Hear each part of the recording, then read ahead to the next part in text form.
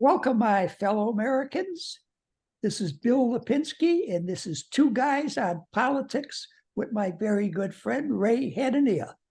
And I am Ray Hanania, and this is season 2, episode 10, Punch 10. You remember that? Punch 10? I remember that. Eddie Verdoliak, Punch 10. Eddie Verdoliak. And that was ingenious political strategy back then, wasn't it? It That was come up with that focus on that one number and just punch 10 and he votes straight the party line. Wasn't that what it was? Yeah, unfortunately, the news media did such a job on making Eddie out to be such a radical that he found it hard to get elected to anything other than the committeeman of the 10th Ward and the alderman of the 10th Ward. Well, I would think he played a role in that also when he helped push Bernie Upton's candidacy, and I'm sure he came up with the slogan, vote for Upton before it's too late. And then when Upton didn't win and Harold won again, he became the leader of the Republican Party for a while there, right? Absolutely. You don't get your way, you just go wherever you can be to figure out who needs you. I remember that slogan. It was Upton before it's too late. Yes, that's exactly what it was. And it was, for a guy who understood, and, this is a segue from our topics, but Ed Verdoliak was a very smart guy. And for a guy who was brilliant, to use something like that, knowing that it would pander to criticism of being racist, I would have thought he would have come up with something smarter, that even something like, don't put a man who spent 40 days in the Cook County jail back in office. But he didn't do that. He played right into race. But I don't think he was a racist. I think he used racism as a political instrument. I really believe that. I think he was less racist. I definitely agree with you. I don't think he was racist at all. I know he had a couple of African-American girlfriends as the years went on. And I also know that, some of the African-American aldermen and he were very good friends. He saw, and you said it, he used it as a political instrument. It really had nothing to do with race whatsoever. Yeah. But a man like Eddie, and I happen to like Eddie. I thought Eddie was a nice, outgoing guy. I didn't like his politics. I didn't like the way he could become a chameleon, depending upon which way the wind blew.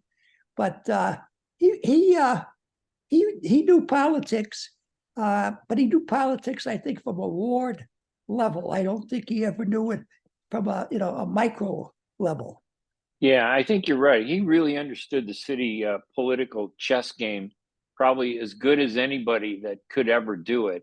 And, but things didn't go his way. And I don't think he understood how to get himself out of the hole that he was put in by bad fortune. Sometimes you can be the smartest guy in the world and end up at the bottom of the hole wondering, how did I get here?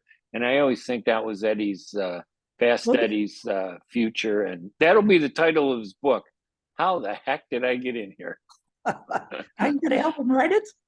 No, I don't know. We know a few people who've written some books, but we just got to make sure that they stick to the facts.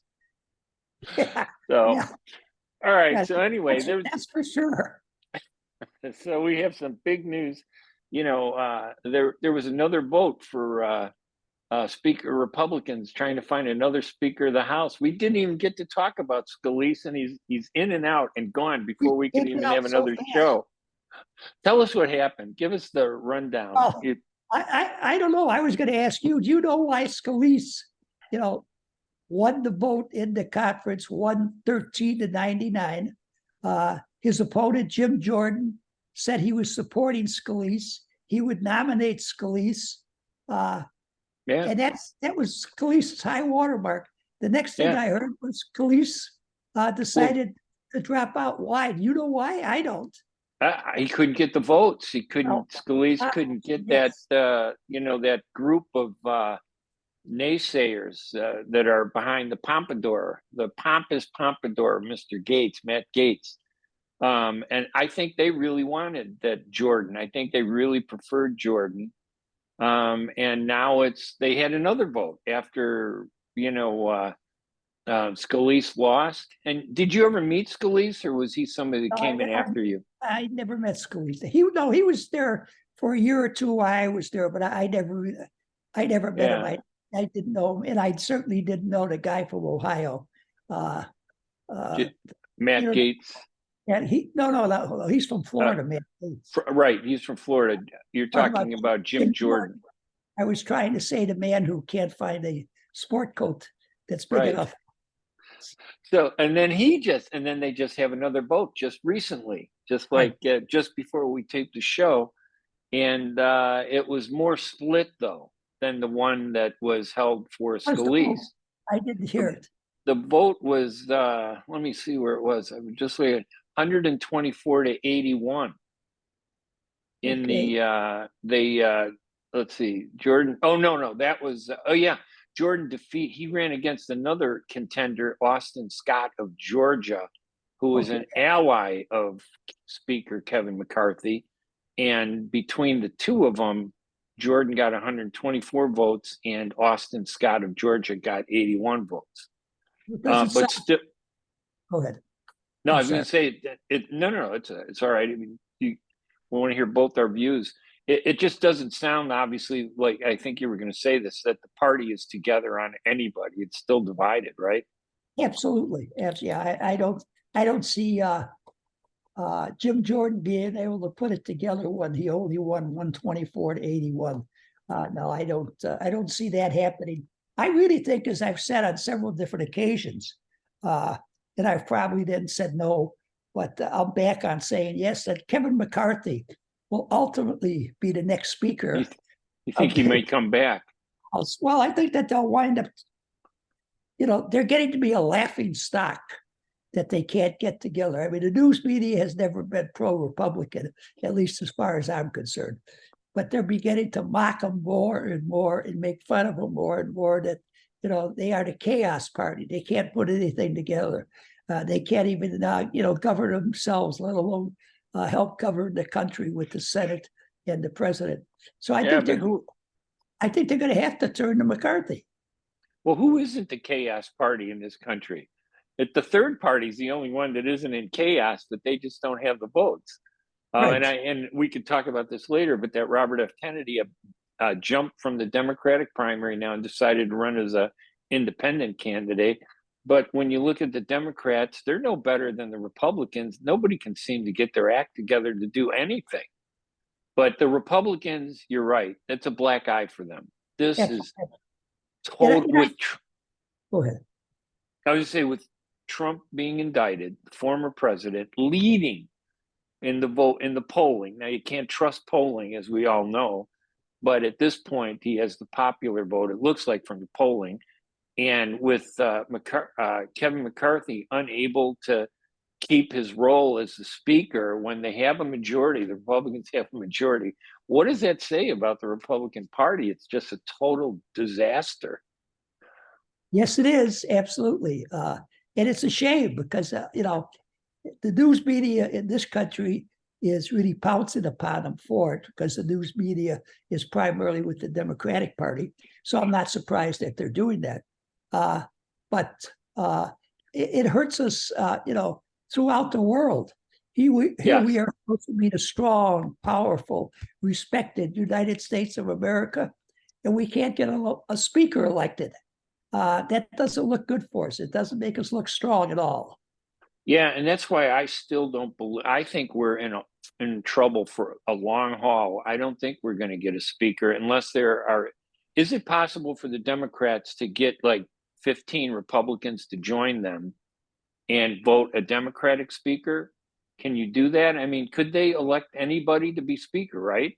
Anybody could be speaker. You could be speaker.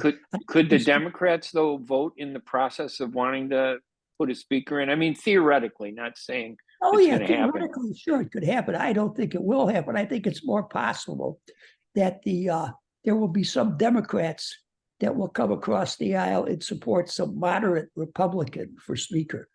I understand there's been two different groups meeting all day that are half Democrats, half Republicans.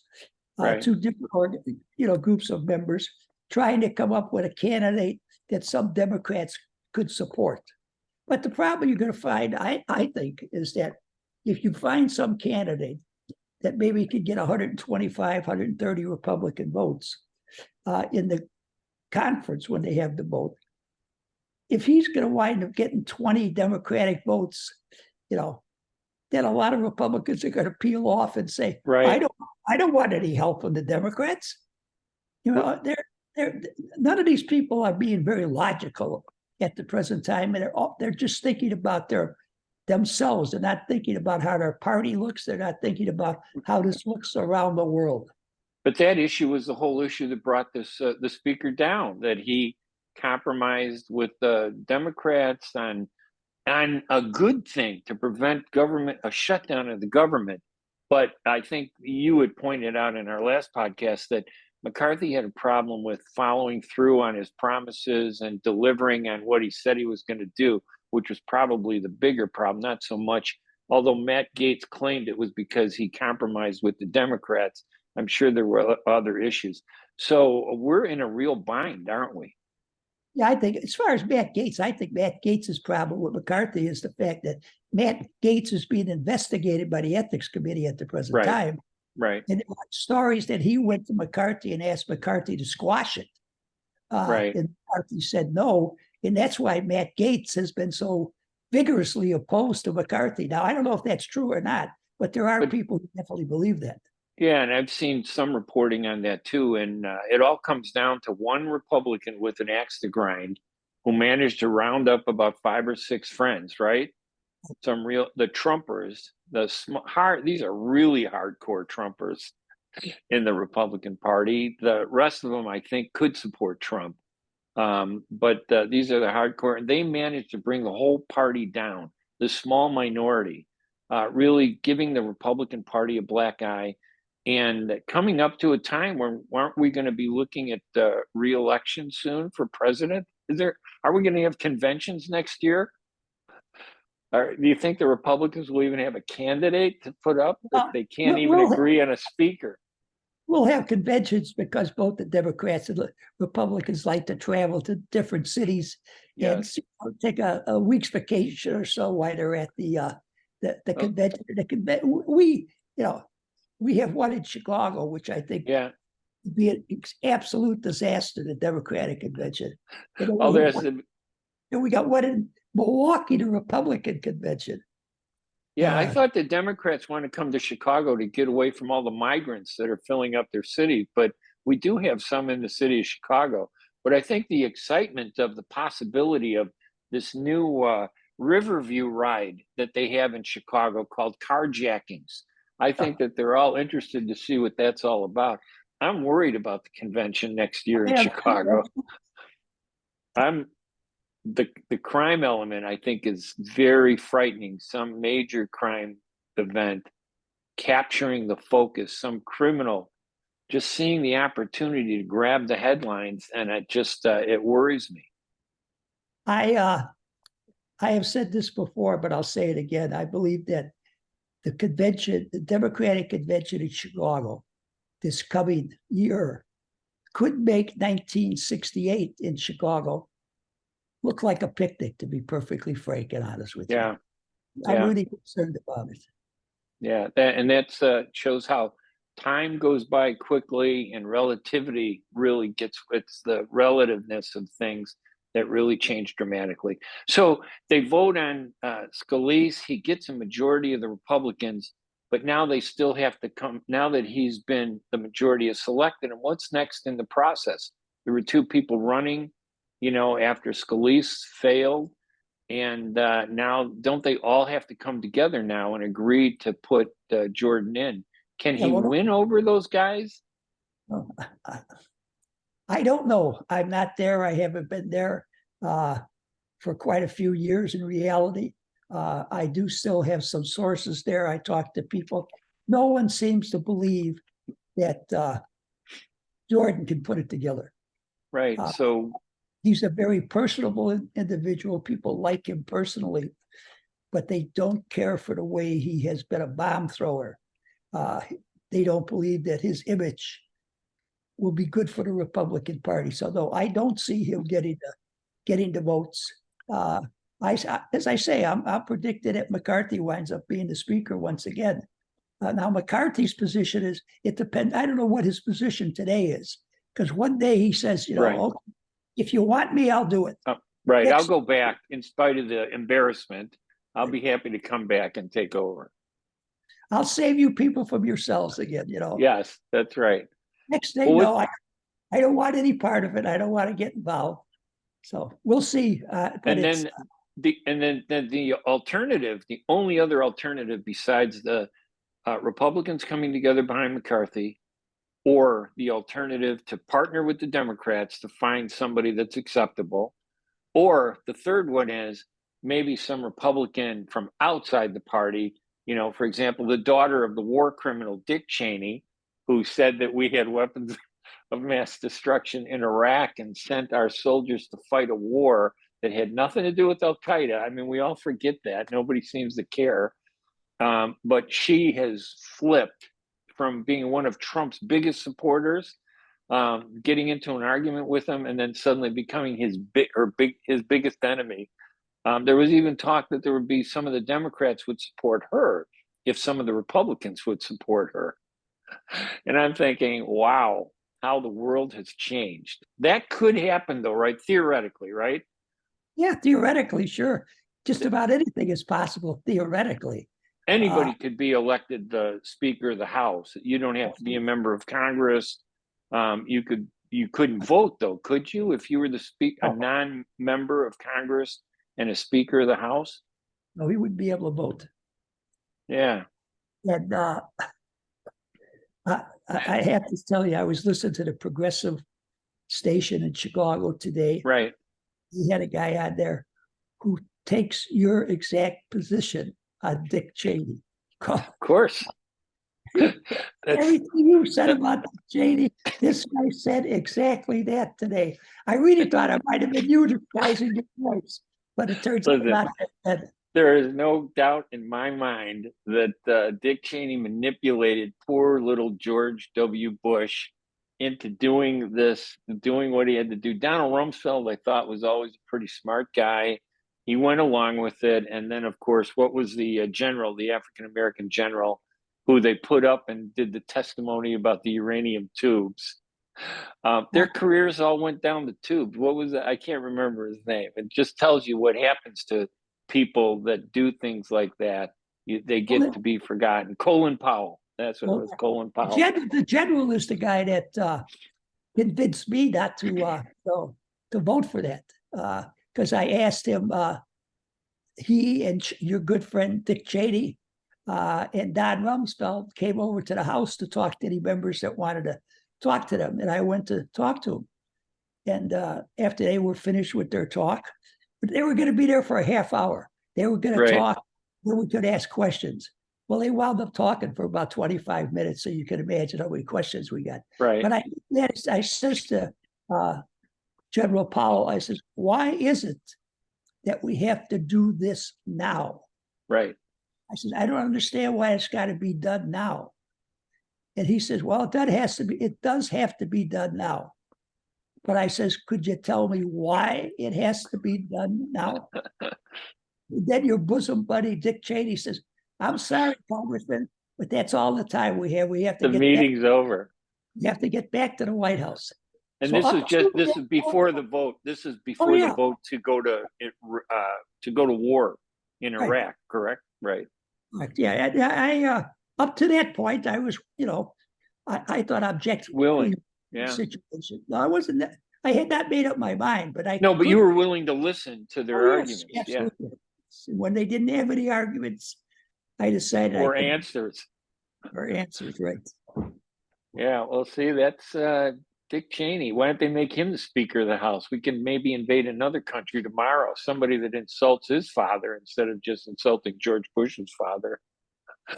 All right. So anyway, we're still up in the air with the Republicans. Everything is in disarray, and I don't want to get into the Middle East, but we got this big crisis obviously going on with the Middle East, and with Congress completely out of the box. You're wondering who is making the decisions about how we deal with foreign policy. Money comes from the Senate, correct? Yes. that the Senate and the House both together. But because I know there's a difference between what the priority of the Congress is and the priority of the Senate is, correct? Who handles? Go ahead. I was going to say, who handles which body handles foreign policy, in terms of like our Middle East policy? Well, probably the Senate is the Senate. Okay. Senate, and then, but with the House in disarray, does that have an impact on foreign policy? If the I don't know if it hasn't had an impact as of yet. It may very well have an impact. As far as any appropriations, though, appropriations have to be approved by both the House and the Senate.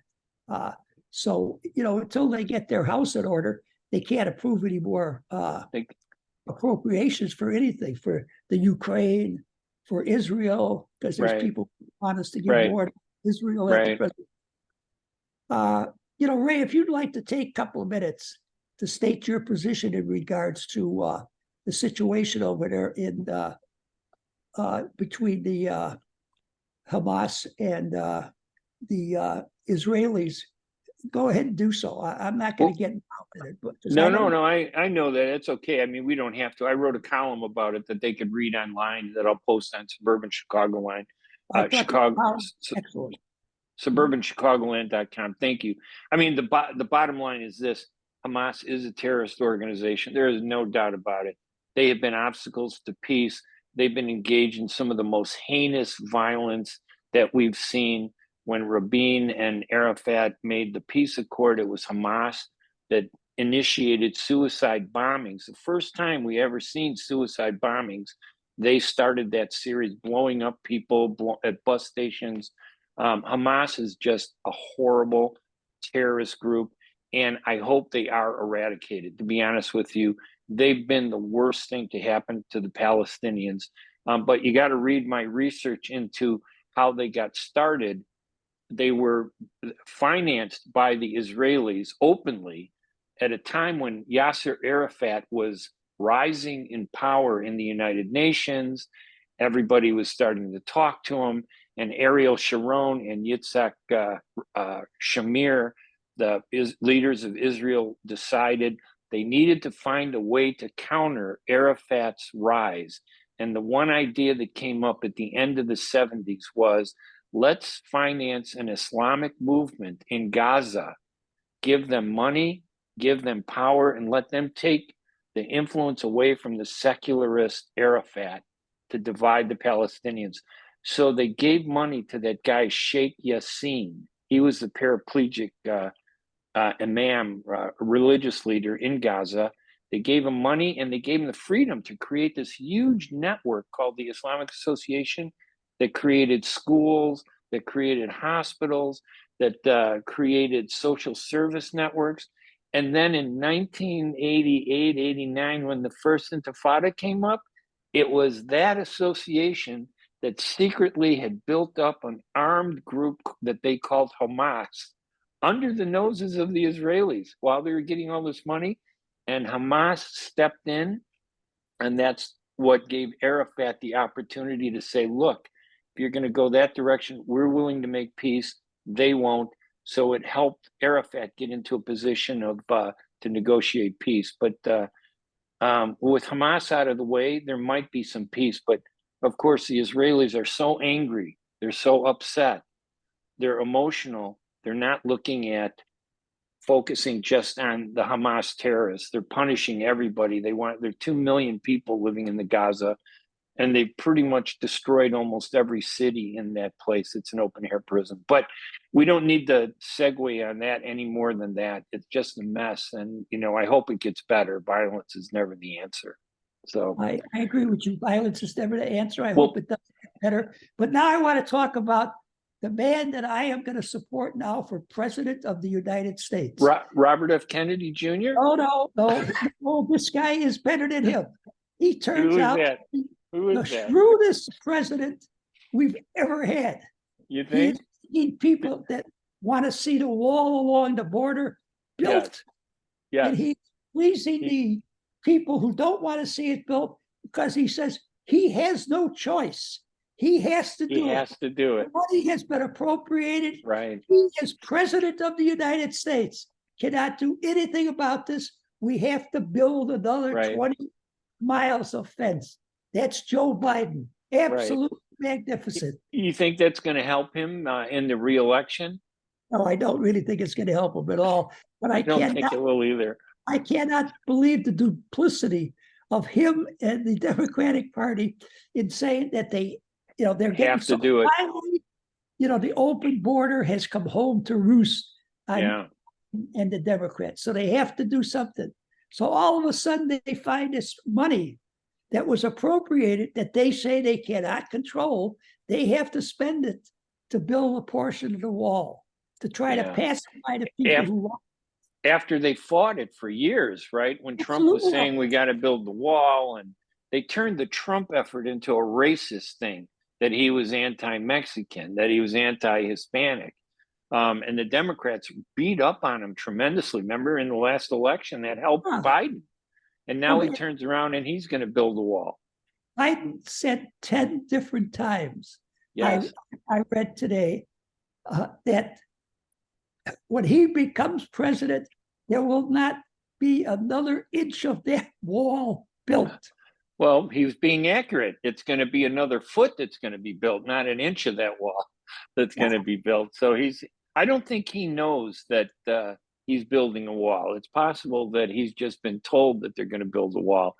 But if the roles were reversed and Trump was now president, and he had read on, we're not building over that wall, that wall is terrible. Now the media would be going crazy. They'd be going crazy. Absolutely. In the situation with Biden and the wall, the story lasted one day. I mean, it's such a big story. They couldn't bury it as they usually do with things that are negative towards Joe Biden or the Democrats, the national news media.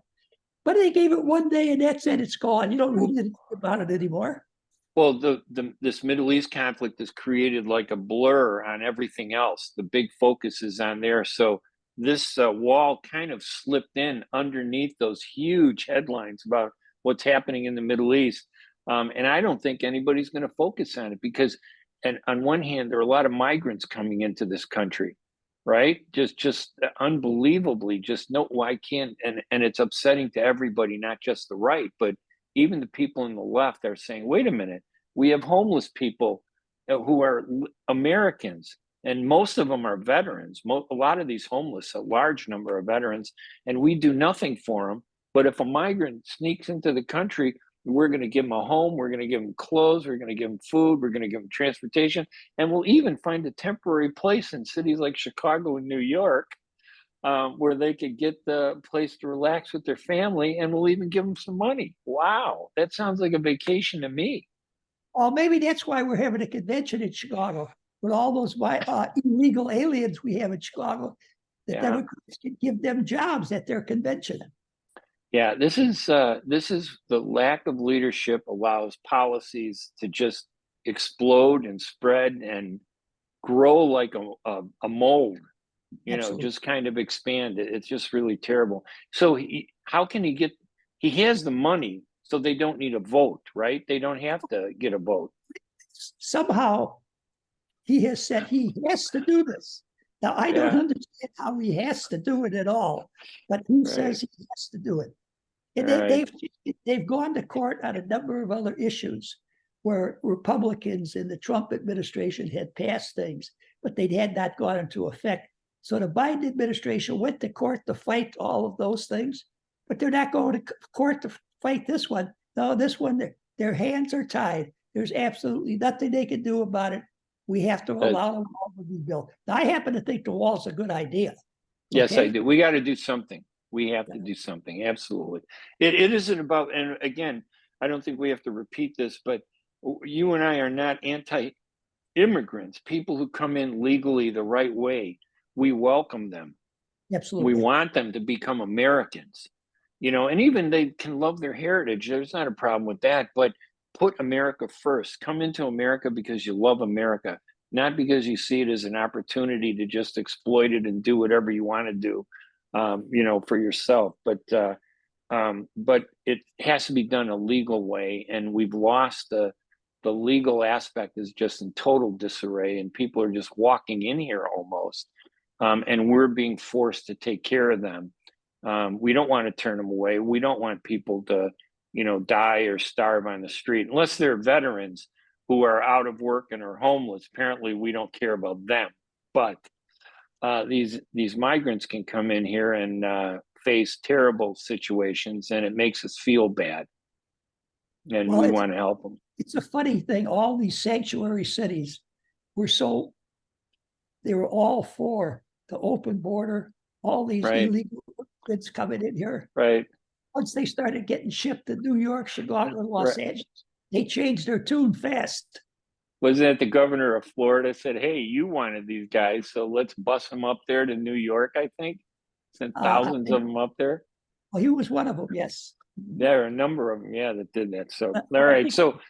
The guy that started it was the Republican governor of Texas. That's right. That's right. So, all right. So, uncertainty in the House. There's still no clear path for a new speaker. Uncertainty in foreign policy, at least somewhat. And then we have this migrant. We are going to build a wall, though. That's funny how that came about. Well, there's this $20 million that he has to spend on the wall. No matter what, got to get it going. He has to spend it. Yes. So he'll be able to go into a re-election cycle saying to conservatives, I expanded the wall. Right. And he could go to liberals and say, look, we allowed the migrants to come into the country without any restriction. I had no choice but to spend that $20 million on the wall, but that's as far as it'll go. I don't know how that adds up into, helping him. I think what helps him the most, though, is Trump's indictments. I think are going to help Biden the most. I think so too. Yes. All right. Who's vice president is going to help him a great deal too, because people will not want to see him retiring and having her become the Democratic state. Her approval rating is lower than Joe's, and that's pretty low. I might be able to support Joe Biden if he had someone else as a running mate for president. If he had I could say, okay, I might be able to support him. I can't support Trump. The guy's nuts. I'm not sure who on the Republican side I can support. Kennedy seems, as a third party, he has some great ideas and then some really wacky ideas. Although I think we might get down to the bottom of the JFK assassination if he becomes president. We'll get the truth finally. After how many years of lies? I want to hear what the real truth is. Who was Lee Harvey Oswald's friend and supporter that helped put him up to it? So probably some Chicago mobster that's long gone. We can say his name now if we want, but but wow, this is a terrible situation for the country. Yes, Raymond, it is a terrible situation for the country, and I just hope that we can find some way out of it. Yeah, me too. It doesn't seem to be getting any better. It seems to be getting worse almost day by day. All right, Bill. Anyway, I think we're at the end of the program. I'm Ray Hanania. I'm Bill Lipinski. Until next time, a fellow American. And we will talk to you all. Thank you so much for listening to us. Remember, our website is twoguysonpolitics.com.